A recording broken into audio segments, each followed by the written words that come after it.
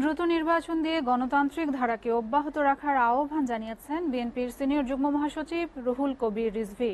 দুপুরে নয়াপল্টনে স্বৈরাচার বিরোধী আন্দোলনে নিহত ছাত্র জনতা স্মরণে দোয়া মাহফিলে রিজভী এই আহ্বান জানান। বলেন, বিএনপি সহ সবার ঐক্যবদ্ধ আন্দোলনের ফসল অন্তর্বর্তী সরকার। গণতন্ত্রের প্রশ্নে বিএনপি আপোষহীন থাকাতেই 5ই আগস্ট বিজয় হয়েছে এবং শেখ হাসিনা সরকারের পতন ঘটেছে।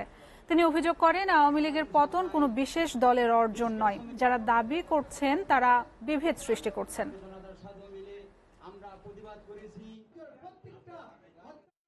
আজকে সবার আন্দোলনের অবদানেই এই তত্ত্বাবধায়ক সরকার এবং একটি নির্দিষ্ট সময়ের মধ্যে যতটুকু সংস্কার করে একটা অবাধ সুষ্ঠু নির্বাচন নিশ্চিত করে রাজনীতির যে ধারা, সেই ধারাকে আপনার এগিয়ে নিয়ে যেতে হবে। এটাই তো মূল লক্ষ্য, এর জন্যই তো এত লড়াই।